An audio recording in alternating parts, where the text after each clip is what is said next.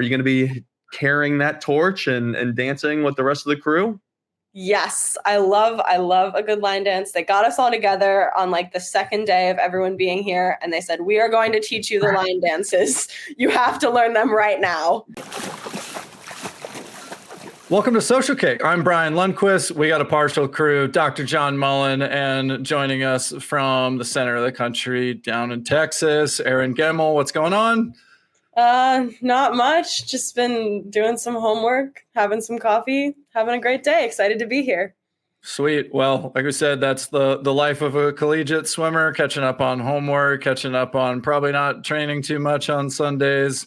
Before we get into it, Erin, we had a few audience questions submitted. So it's a quick rapid fire. This one's from NCAA Prep, wants to know what swimming event should be added to the Olympics.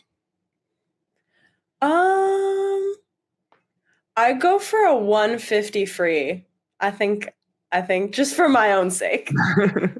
Oh, wow. I love that you went with a non-event and just added something totally off. I'm kind of jaded. You didn't say 50s of stroke, but here nor there. Okay, this is from Dave Chavison, wants to know, does she know how to ride a unicycle? I do not know how to ride a unicycle. John, do you know how to ride a unicycle? No, but this guy submitted more questions than anyone else ever has. He submitted at least 10 questions. So just putting a little warning out there for you. Yeah. I guess there's a backstory there. All right. Well, here's another one. Olivia Bray says, what Taylor Swift song best represents your swimming career?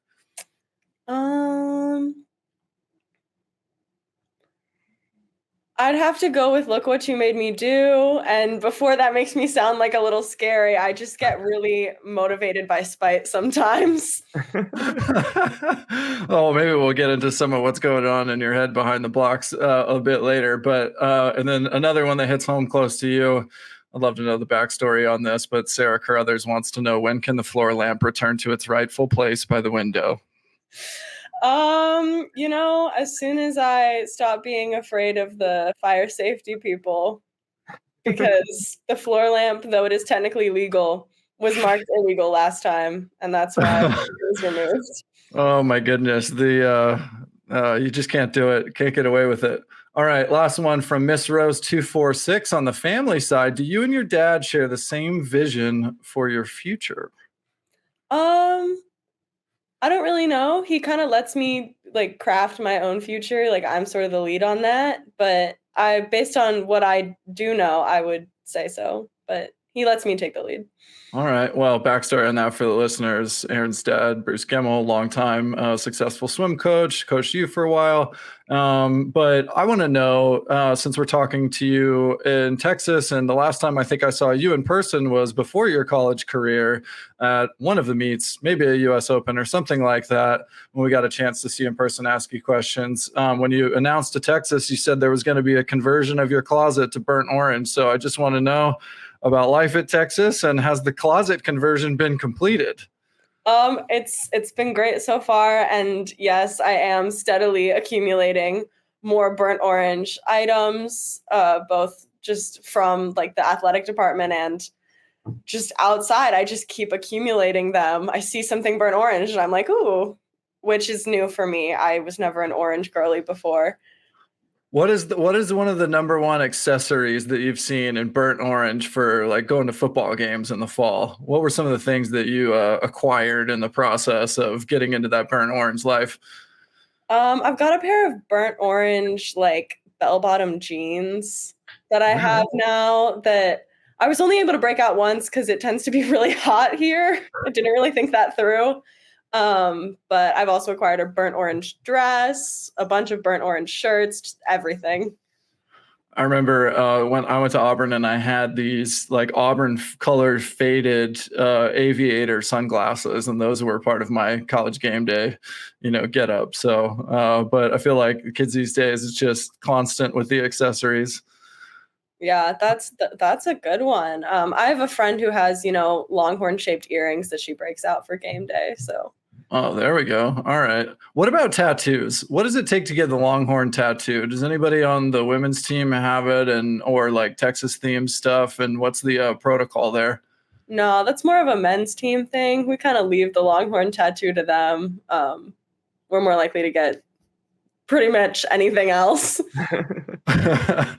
Oh man. Well, catch us up on life lately and training and how have things been going at Texas and just all of that. What's the life update? Life update is I've really liked training. It's formatted pretty differently than I used to at home. I think a lot of my other freshman classmates would agree with me. We're kind of at home, we're used to pushing every single practice the hardest you possibly can, but here there's sort of this mentality where we've got 3 really hard practices a week, and those are the ones that you really go all in for, and then the other days you're working on technique or recovery so that those 3 can be the best possible. Yeah, what was that change like? So you weren't doing that sort of thing before. Did you have easy days ever before, or were you really just cranking every day? I had easier days, but that was more of a like what the practice was formatted like and not today's recovery sort of thing. So it took me a while to get used to it. I was sort of confused at first because I thought I was like, oh, I'm not tired, which yeah, but it allows you to keep going for longer. If you're just only pushing 3 practices a week, those practices can stay a higher quality further into the season. Yeah. Yeah, like you said, there's different levels probably. It's like, oh, I'm not tired because I'm not like completely broken down to oblivion almost, where it's, yeah, like you said, maybe this will increase your capacity longer or allow you to still have very quality workouts throughout the full season. So that's interesting that they have it at 3. Is that changed throughout the year at all, or you might still be figuring out as a freshman on the team? That stays pretty constant, but I mean, what they are is different. Usually our Friday is sort of like a race prep kind of hard, whereas, Monday and Wednesday is more of like a traditional kind of practice. For me, it depends what group you're in, but things like that. So was there a conversation that was had early on? Like, did you show up trying to kill it every workout? Were you that person who's sprinting warm up and everybody else is like, hey, cool it? I think pretty universally, all the freshmen basically everywhere show up sprinting warm up because, you kind of show up and you're like, I need to be so good. I'm in college now. They have to know that I'm not slow. But other than that, I think I've known pretty much that, Tuesday, Thursdays are for recovery, and I'm not about to take a practice that I'm not supposed to be hammering and decide to do that. That's just not how I am.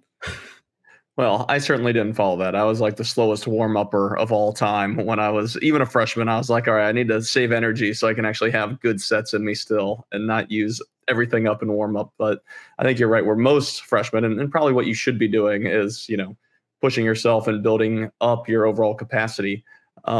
With your training, though, you mentioned 2 recovery days. What does a recovery day look like? Because I imagine what that means for a lot of people can mean different things. If Luke was here, he'd be blowing bubbles at the bottom of an ocean in the Caribbean. But what does a recovery day at Texas look like? For me, it means I lift in the morning. So I guess that's not recovery because always pushing it there. And then because of my class schedule, I swim in the afternoon. So me and the rest of the afternoon group, we show up. And usually for me, it means I'm either doing IM that day, just some like drill work and things like that, or I'm just doing longer like stretch out swims, so like some long pull or some long backstroke, stuff like that. What can you run us through the schedule? I'm curious if you were kind of alluding to some of this with there being like a separate morning and afternoon group, but I was more familiar with a schedule that may have, double swims a day or like a lift and a power focus swim in the morning with an afternoon group, and most of the team is there. So like, how's the team split up, and how do people manage their college class schedule balanced with the workouts at Texas? Yeah, that's pretty much the only time we're split. We're all together for our doubles on Monday, Wednesday, and Friday. And then our single and our lift on Saturday are also all together. So just Tuesday and Thursdays, some people do swim and then lift in the morning because they don't have class until later. And some of us do lift in the morning, class, and then swim in the afternoon. What's the hardest class you've taken so far? Right now I'm in Latin 2, and because I got credit through high school for Latin 1, but it turns out that I have not learned everything that I needed to know for Latin 2 in Latin 1, so it's been a lot. What's wrong? Those AP classes just didn't serve you well? No, not this time. Looking at the season so far, looks like some great swims, a lot of best times it looks like already from Texas Invite into other meets. Maybe talk us through or talk about your overall performances thus far and how your times have been. Yeah, I just get really excited when I'm racing for a purpose. So I think that's been something really helpful for me being in college, is that it motivates me a lot when it's not, oh, I have to do this time for me. It's I have to do this time because my team needs me to go this time. And so I think that's what's been behind a lot of my best times, or even my not best times, but my better performances. Like this past weekend at NC State, I had a bunch of events in a row, but I didn't get into the mental place that I usually do, where it's, I have so many events, like I have to save up for this one and I have to do this and this. It was more like, okay, it helped me calm down and make sure they were all really good, because my team was trusting me to be that good and to put me up there and swim those things. Yeah. What do you feel like you've learned about yourself so far, just in this period of time and transition in life? What have you learned about both yourself and yourself as a swimmer? I think as a swimmer, I've definitely learned that has been confirmed for me, because I assumed that I would be better in support of a team, but I didn't get a chance to do it a lot because I didn't swim a lot of high school. And even then, like, the competition level isn't the same. And on a smaller scale, I learned that I really need to pull a lot.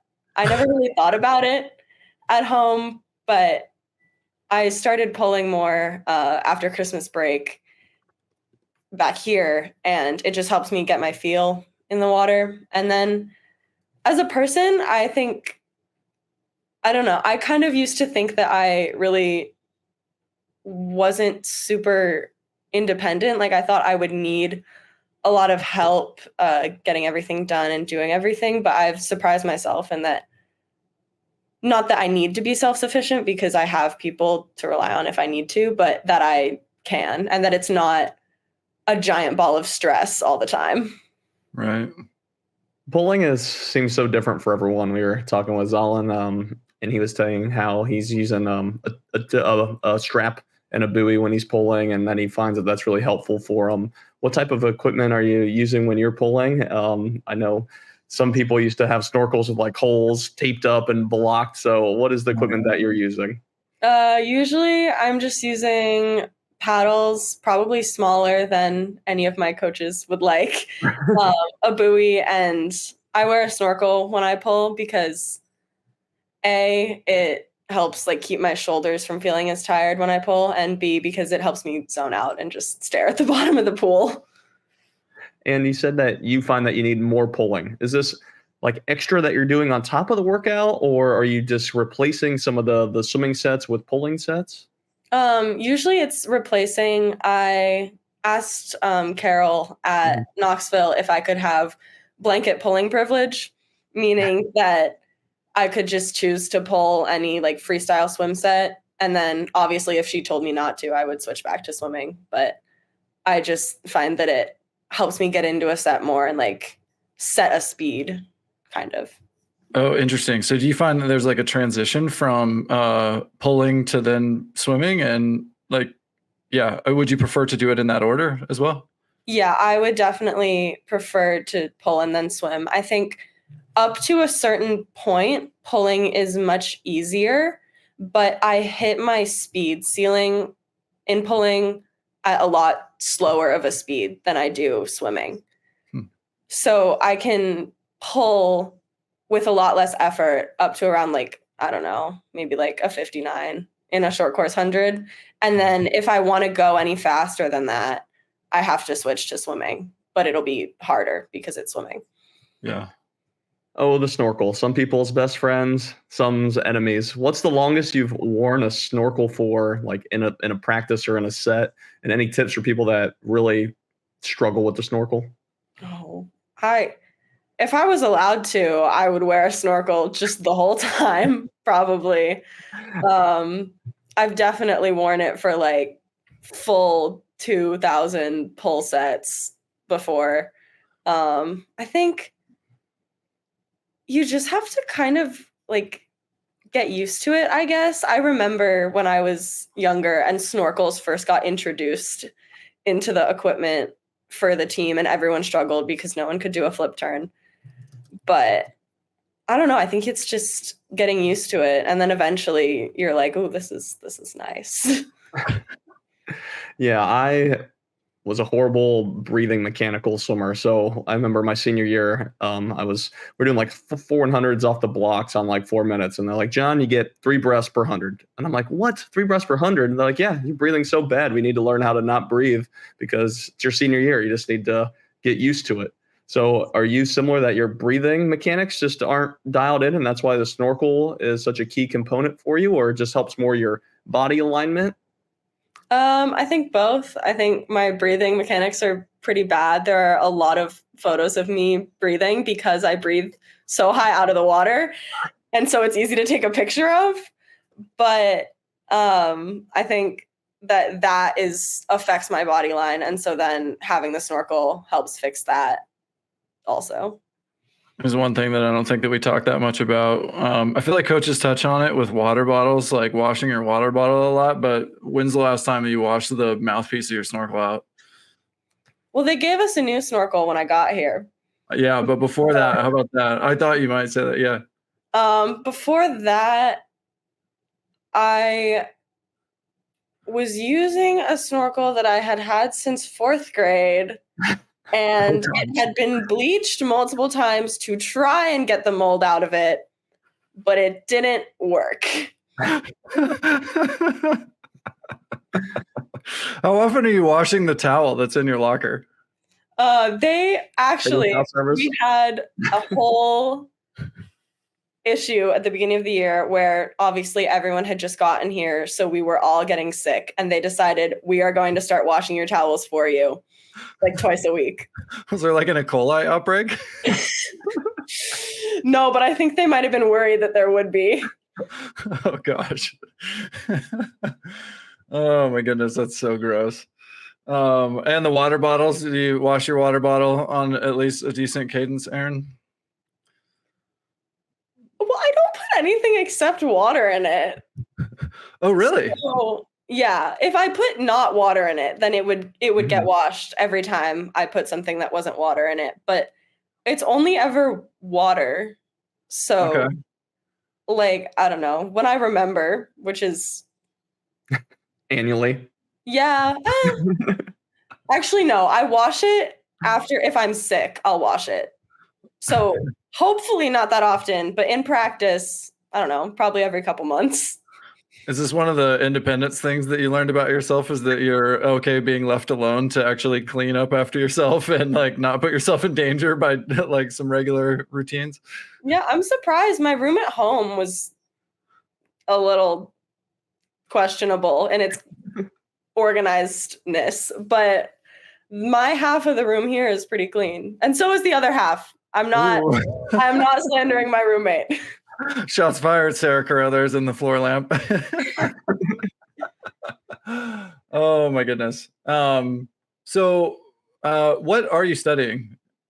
My major is Plan 2 honors, which is it's a liberal arts honors program that is also a major. So it's basically just a little bit of everything. I have to take literature, philosophy, biology, math, physics, and then I have to do a thesis at the end to graduate. What does the thesis involve? I'm not entirely sure, but it can be creative, I think, or just like a typical like written thesis, but it can be on whatever I want it to be on. It just involves getting like advised by a faculty advisor and then presenting it at the end. Cool. That sounds fun. What do you want to do with your life besides swimming? No idea. Hence why my major is everything. That's all right. That's the beauty of college, is you don't have to decide. But I will offer you this advice, that I made it through to, I think, my third year in college, and I had changed my major a couple times. And with NCAA rules, you have to make a certain amount of progress toward one particular degree in order to stay eligible. And I remember having this conversation with my advisor, my academic advisor, and she said, okay, here's the deal. You got to pick either this major or this one. Everything else in between, you're fucked.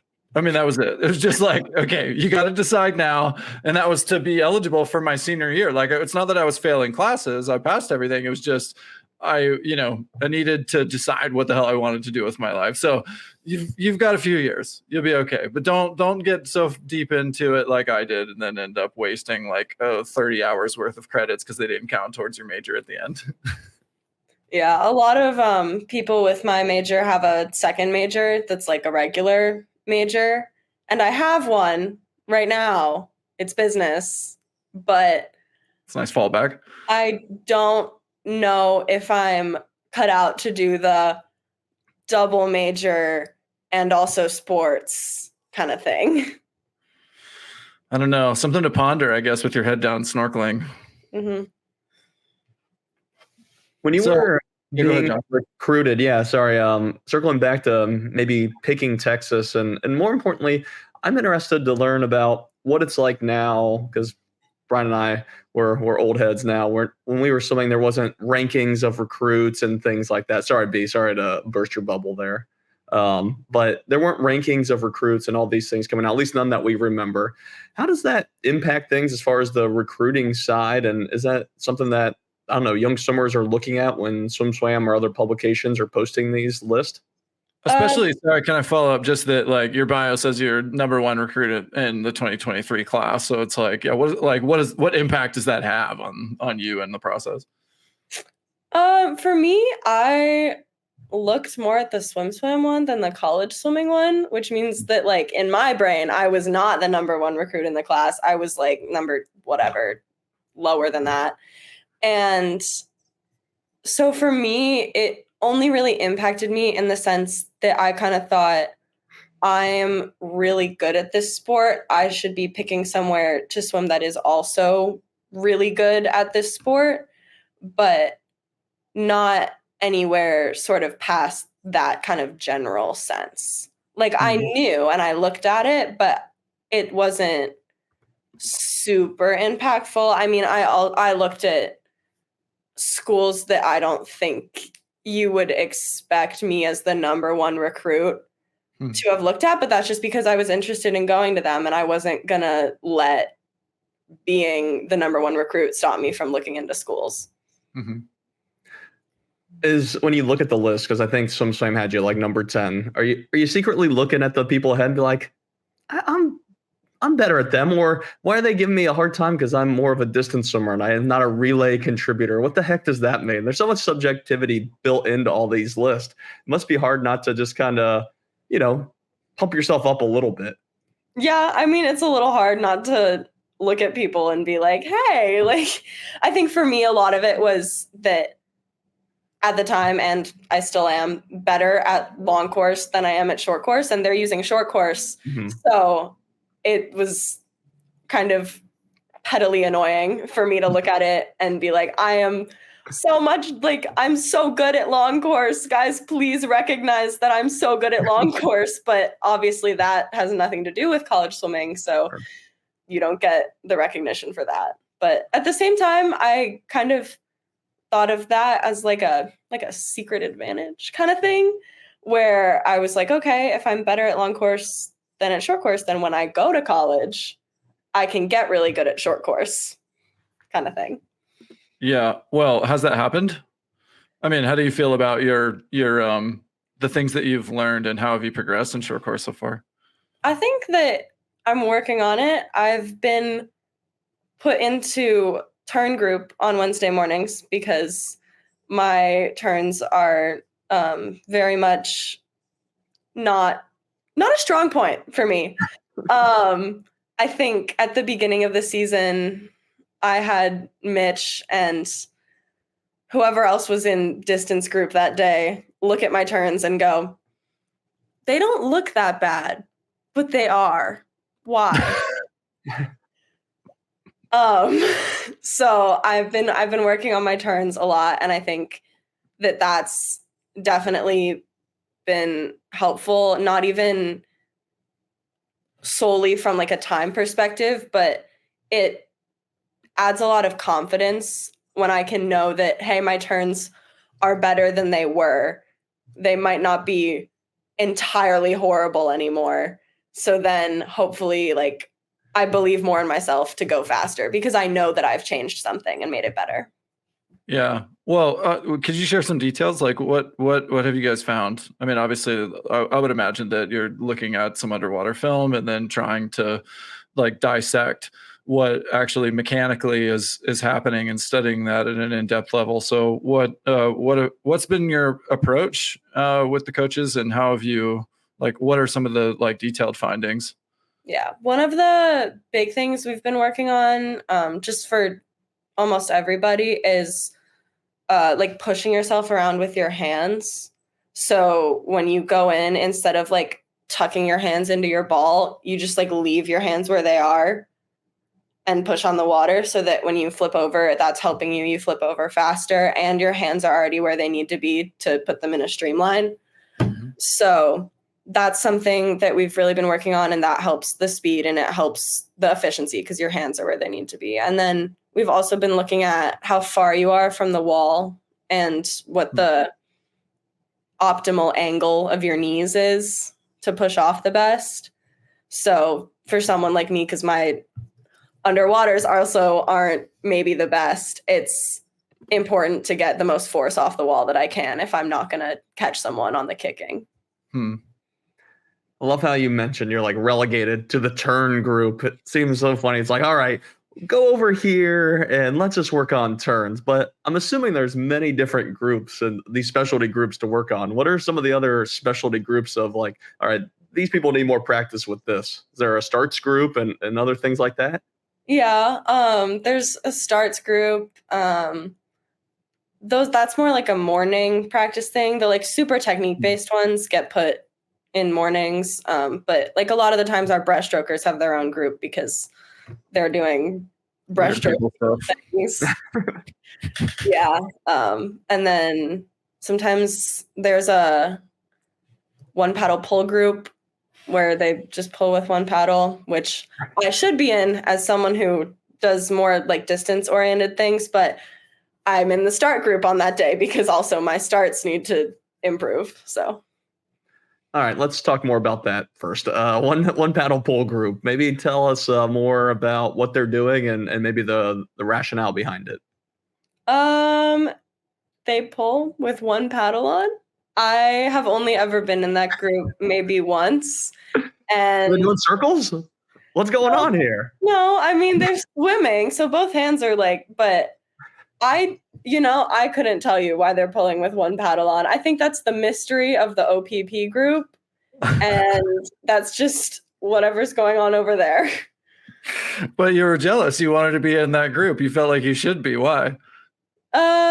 OPP group is usually just the more distance oriented people. And even though I'm not swimming the mile or anything like that, my training at home lends me more to be in the distance group sometimes. Brings a much more PC meaning to OPP. I like it. Go ahead, John. How long or how much a week are you working on turns in this specific group? Usually it's Wednesday morning, so it'll be maybe like an hour, something like that. They'll get out the cameras for us and we can look at our turns and improve them. And it's really been helpful for me. Obviously, the turns have gotten better, but it also gives me like a sort of it's right in the middle of the week. It gives me a nice kind of break where I'm still being productive. I'm working on my technique, but I'm not walking into Wednesday morning practice going, oh no, what's about to happen? Those are the worst. It's just like striking fear into you. Have you had that moment yet? I mean, you came in with such a strong pedigree with a big training base behind you that I would imagine it's besides like wanting to stand out and do well in a new environment, that like you I would imagine that you've got some good confidence about like your ability to hang and all of that. Whereas some people may come in with a much bigger transition athletically to make in the college environment. So, but have there been some days that like a set just struck fear in you? Yeah, I mean, I spent the first semester basically in just mile group on Mondays because I felt like I needed a day where I just swam longer. And some of those sets really were a little scary. I don't remember the rest of the context of this, but there was like a 400 not hard on 410 once, and I just short course, obviously. And I just kind of remember looking at that and kind of wanting to cry, but then no one else seemed concerned. So I had to be also not concerned. what else was involved in that? And then do you remember what you went on said 400 on 410 that was easy? I don't. I think it was one of those sets where it starts out with like a 400 and then, you've got a 300 and then 200s. That one really stuck with me because no one else seemed concerned or worried. And I was kind of really showed me like what was going on in mile group and that they were really serious about it. Well, now that you have mile group on Mondays and like you mentioned, you're getting your turns dialed in, how are those getting you ready for Big 12s coming up and then NCAAs? Yeah, I've been, after winter break, I have been moved to 200 free group on Mondays. So I've been getting a lot more practice pace in to get ready for my 2 free. And then obviously Wednesday, the turns, helping with the turns. And then Friday we race. So I think it's just really great that it's kind of like, not that there's not a hard practice on Wednesdays, but it's kind of putting all the elements together. It's you're practicing, here's your technique, put them together, do your little practice race so that you're not afraid to swim your race. I think that's a really big thing with me. Sometimes I go through phases where I'm afraid to swim the 200 or the 500 the way that I know that I need to. And practicing them is really the only way to not feel that fear. What is the way that you need to swim those? Like go out fast and don't slow down. I get told a lot. I used to get told a lot by my dad, like, whatever you do, don't slow down. If you're like, because if you slow down, like nothing good's going to happen. You're still going to die if you were going out too fast. And if you were going out the right speed, now you're going too slow. But it's hard when you hit, the 50 of a 200 and you're already tired not to want to start going slower. That'd be a little early to bonk, I think, or like to have, if you were dead at the 50 of a 200, that things are going to go really poorly. Sorry, go ahead, John. But it's true. I mean, I remember having some 200 fly long courses and I'd like turn at the 50 and be like, oh boy, this is going to be a long one. And like you mentioned, or maybe your dad mentioned, putting the brakes on is probably the worst thing to do because then you're, having to change energy systems and push it different ways versus just accepting kind of the speed or the pace that you're at and going with it. Yeah, you definitely have to just accept what's happening and keep going. Oh, well.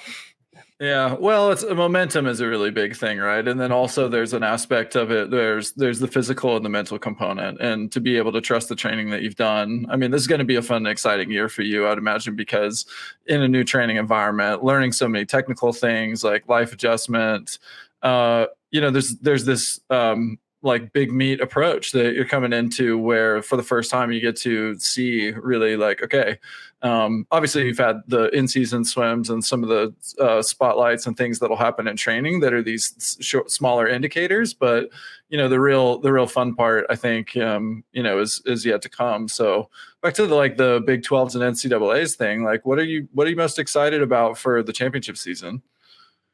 I'm just excited to see how well I can race. I've been kind of trying to, going with the swimming for the team thing, take my focus off of times and onto, I guess, place or just racing people, because in the end, like, that's what matters. I mean, it doesn't matter what time I go if I get whatever place the team needs me to get at NCs.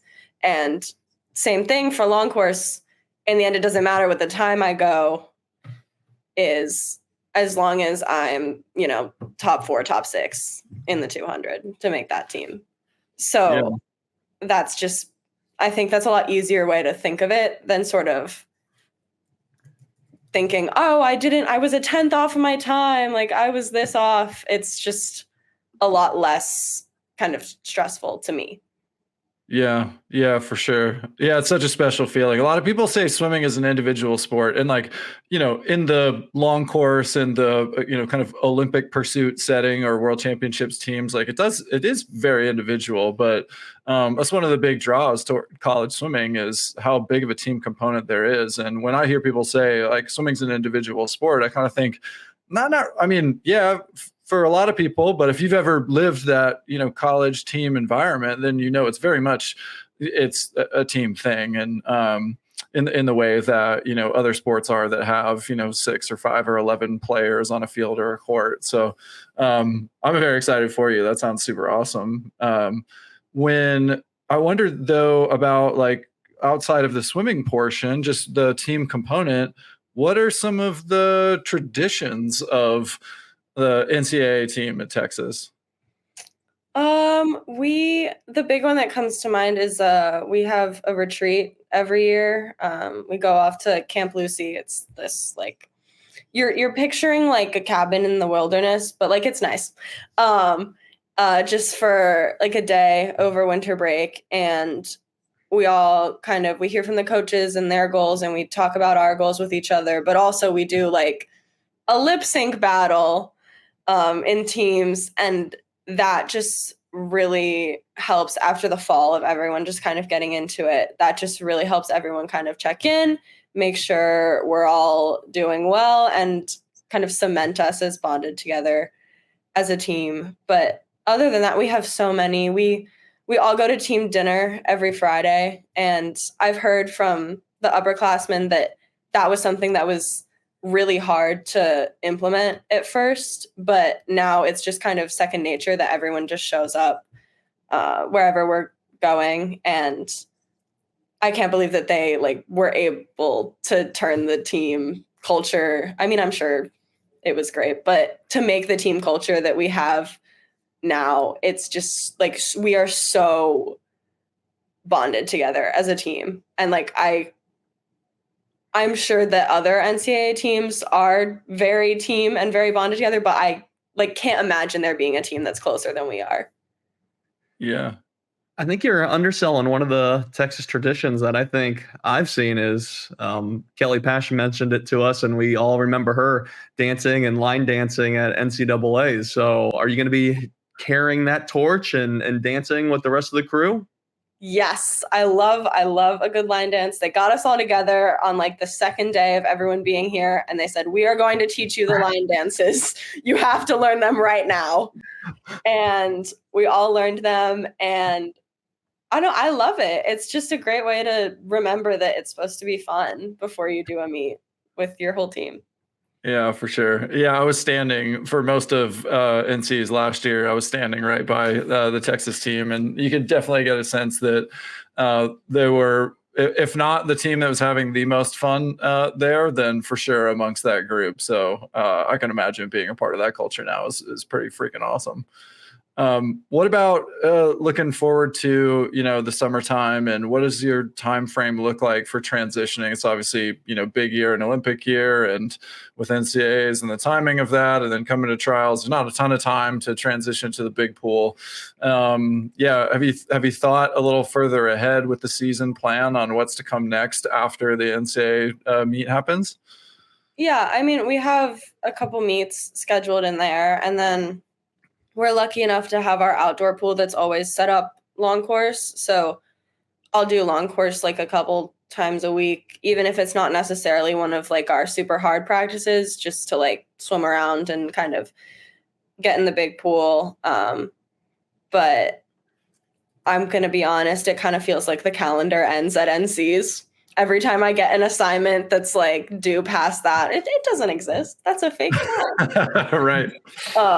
But I also think that that's kind of good, because I think if I were to think too far ahead, I would get a lot in my own head about it and kind of start worrying when I don't need to be that worried. But I know that Carol and Mitch have a plan. Yeah, I think that's the right mindset to go, especially with your first NCs. There's got to be so much excitement and energy there. But you've been a crucial part of these 4x200 relays, and I think the last World Champs, Australia, had a great swim. They're going to be a very tough team to beat.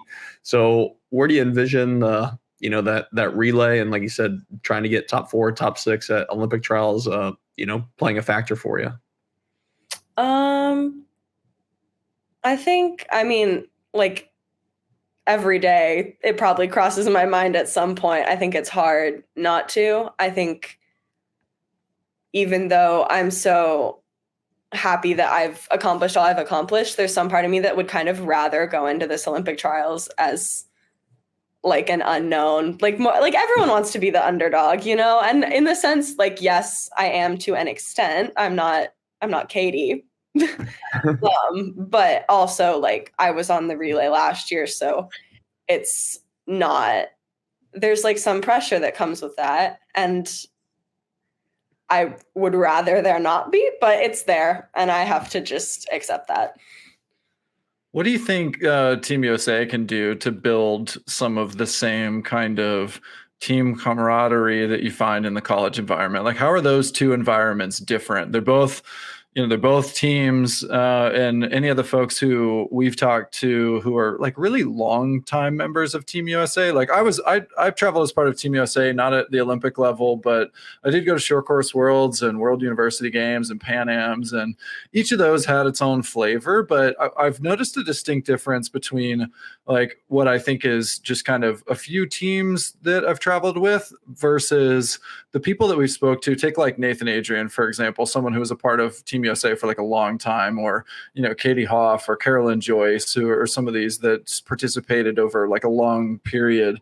The way that they talk about like the pride and it's almost like now they're big fans of Team USA. It's like a different feeling of part of a membership group. And I would imagine, like, with the consistency of being part of that group, it feels that way. But it also has this pressure. It's super hard to qualify to be on that team. And then when you go to the World Championships or like upcoming the Olympics, there's a totally different level of scrutiny that comes around that like big long course meet in the summer, and NCAAs has its own flavor, but there's something that's kind of different about those national teams. So I'm just curious, like, what your experience has been within the culture of the national team, what you've seen so far in college, and like how you think that that national team and Team USA can be influenced to, really come together even more so to get the best performances out of everyone this summer. I think I would sort of equate like the USA swimming teams as being like a super group in like a music sense, where everyone kind of has their own things going on, but then you come together and you kind of have to do this one, you all have this one purpose. So it's really interesting because like I'll meet or see some people I'm really close with on USA swimming teams, but then I won't see them for 6 months because we swim halfway across the country from each other, and we're not going to the same meets. And I think it's really hard to build that same level of camaraderie when you just don't see people every day. And I know that like USA Swimming has worked on that. There's like national team camp and relay camp, and even the lead up camp to Worlds or the Olympics, I feel like kind of has, besides a training component, it's also about forming the team. But it's just really difficult when you don't see these people every single day. And also to some extent, like if you swim the same event, like that's your competition. Like as much as I love you at the end of the day, like you're who I'm competing against. Mm-hmm. So it's just a really interesting balance. And I don't know how you could possibly get the national team to spend more time with each other, because I think that's like the only way that it would end up with the same vibes as college swimming. Yeah, I could see that being the case. Well, like you mentioned, you have, like you said, the same people that are on your USA team are the ones you're competing against. So what is your personality like, I don't know, behind the blocks at like a big US meet? Because obviously you know a lot of those competitors. You've been on teams with them now. Are you the one that's chatting it up? Are you quiet and focused? What would you say you are like back there in the ready room? I feel like I'm generally pretty quiet and focused, but I'm not, like, if someone talks to me, I'm not ignoring them. Like, I'm excited to see these people. And I think I'm a lot more excited to see and talk to the people in the events that aren't necessarily like my big focus main event. Like in the 100 free, if I'm in a ready room at a top USA swimming meet, I'm just having fun. Yeah, these are my friends. Let's go race. But generally, I'm pretty quiet in the ready room. You're also team parka, aren't you? Are you always in a parka and Crocs?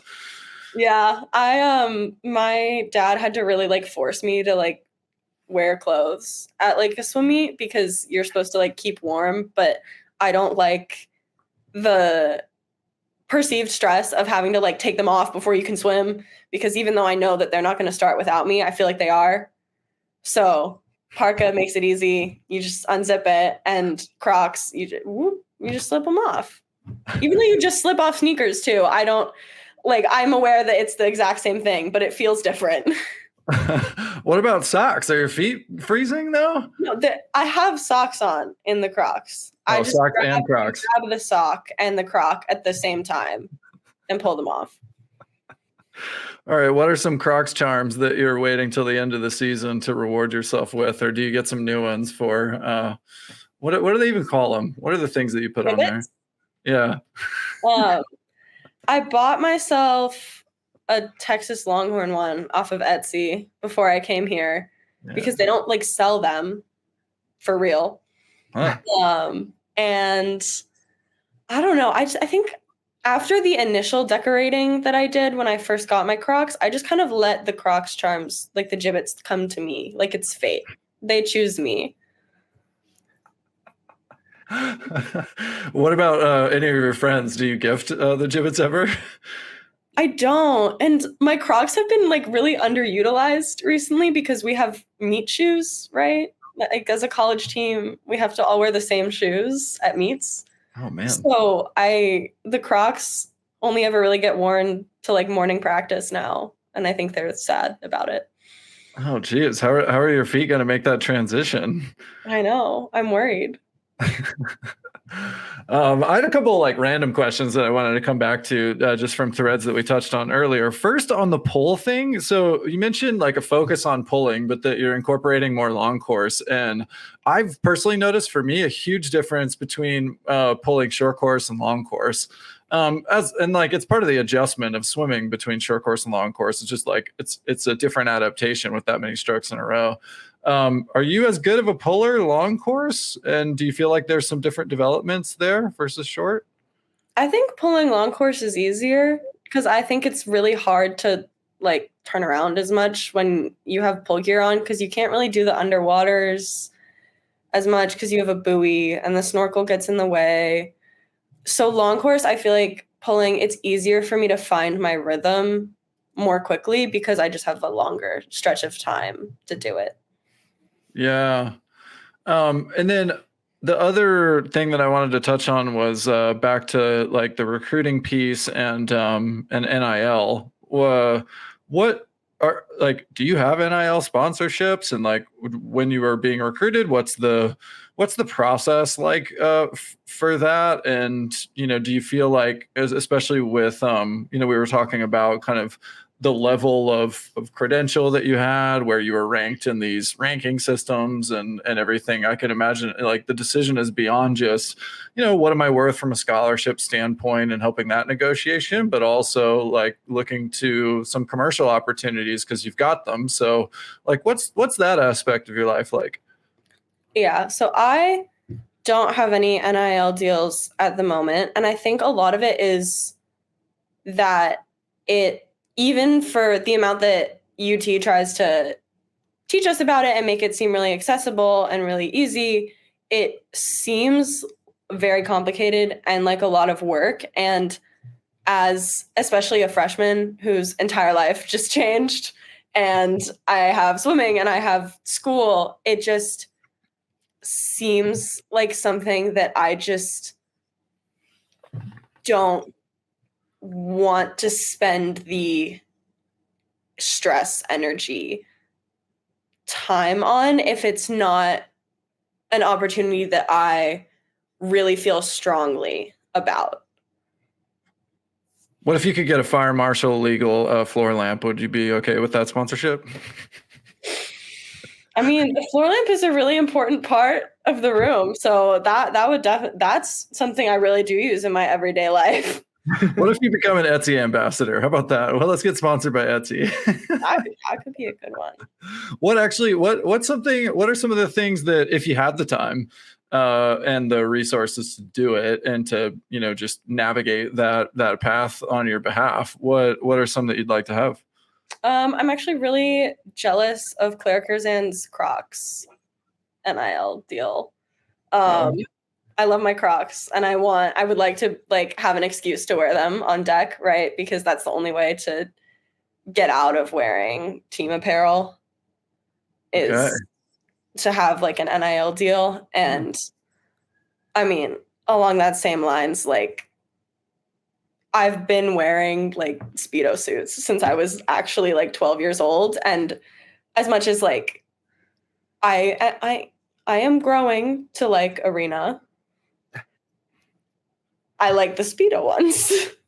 Yeah, understand. Everybody's got their favorite, We were just talking to Zala and Sharkan, and he was saying, his big thing is arena. Like he'd love to have that, and everybody's got the fit. And I know there's obviously some folks who just love the Mizuno, especially a lot of dudes love the Mizuno Jammer. So, yeah, especially like, and that's the things that would add a lot of value from an athlete standpoint are just taking care of the things that you use a lot. And like, can I get those things for free or can they pay me to use their stuff? Like that's a brand partnership, made to work really well. So I love that. What are some other ones on the team? Does anybody on the team have deals? Yeah, I think a lot of the team has a lot of like smaller deals going on. I think there's a pretty high number of people that have those. And then we have like arena, we have like Kelly and Lydia. All right. And Erica with Speedo, stuff like that. Is there any guidance on social media too? And like how to leverage social media to, maximize your opportunities for NIL? Yeah, if we want to, we can, like as student athletes, there's classes on that we can go to where they'll like teach us the best ways to use social media. But I mean, they give us like a couple tips that we just like absorb. And I think it can actually be kind of hard because a lot of the like people my age, like social media etiquette that you like absorb in middle school and high school kind of goes against what they tell you to do if you're trying to build your brand as an athlete. like in high school, it was sort of like you can't post on Instagram too much because if you post on Instagram too much, like that's like not cool. But then if you're trying to build your brand as an athlete and gain a following, it's like you have to post a certain amount because that's how people see it. So looking back, what advice would you give younger you to do on social media when you were in high school?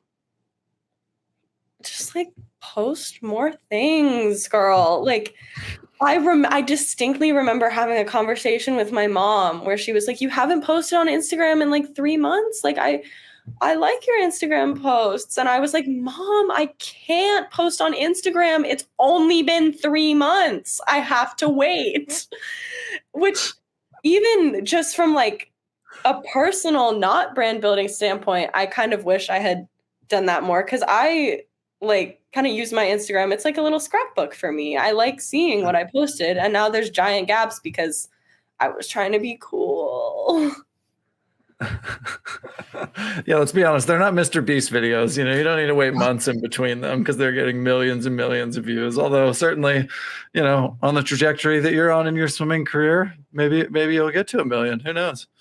Yeah, I'm being hindered right now. They took all the Taylor Swift music off of TikTok, and like that's like half of my brand. So I don't know what to make TikToks about now. It's rough. All right. Well, now we're going to get into a segment called Honesty Matters. Okay. So, do you always do 100% of warm up? Warm up, yes. Do you always do 100% of warm down? Distance, yes. Is it social kick? Maybe. We'll accept that. Have you ever pulled on the lane line in backstroke? Yes. Yeah. My dad told me to do it for a while once because he said my backstroke was bad and pulling on the lane line would help me figure out the right way to put my hand, though. Why does a coach's daughter get a pull on the lane line? That's so backwards. Do you touch the wall with 2 hands on all fly and breaststroke turns? No. Do you ever push off on the 8 instead of the 9? I would say that I do, but I've also been told that I like chronically leave late, so I had to push it earlier. When you retire, do you think you'll still swim or you'll quit forever? If I can get my hands on like waterproof headphones, I'll still swim. I second that. Game changer. Have you ever cried in practice? Yes. Why and when was the last time you cried in practice?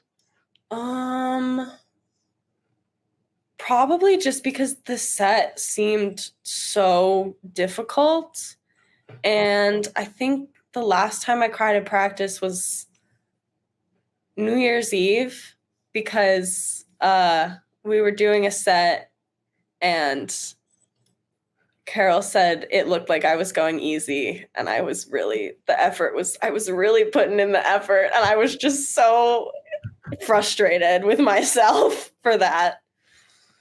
Oh, that always hurts so deep, right? When you're like, feel like you're doing everything you got, and then you get a comment like that. Yeah. Did that get sorted out later? Yeah, it did. It got sorted out. All right, last one. Is it okay to wear clear goggles? No. Like I'm afraid. Wait, I have a bonus one. And do you kick when you pull? No, I try like That's a yes. like enough to like float, but I can't kick like a lot if I'm pulling because the pull buoys that they give us are like too rough and it'll like rub the skin off my leg if I kick too much. So it's keeping me in check. All right, good. That's my biggest faux pas. Don't do it. Don't do it, Erin. All right, we got a few rapid fire questions and we'll end things. What's the hardest race in swimming? Controversial answer, long course 100 free. Woo! I think that might be the first time someone's ever said the long course 100 free. Okay, I love it. Olympic gold or world record? Olympic gold. Do you pee in the pool? Yeah. When you clear your goggles out, what's the method? Do you use water? Do you lick goggles? What do you do? My thumbs. What's the best prank that you've ever seen done on a team trip? I haven't really seen any, and this makes me worried that they're going to appear now. Uh-oh. Watch your back. What's the most annoying thing that a training partner or teammate can do?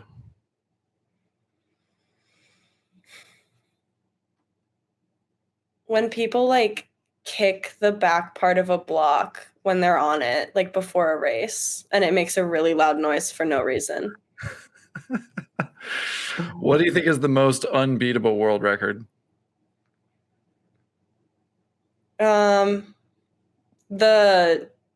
The women's 1500 by anyone except her.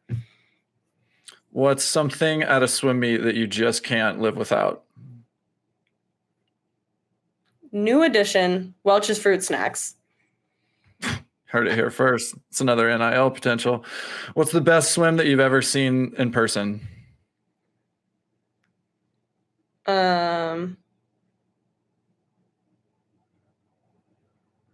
Katie Ledecky's 2012 800 Olympic gold. Hell yeah. What's the race you're most looking forward to at NCAAs?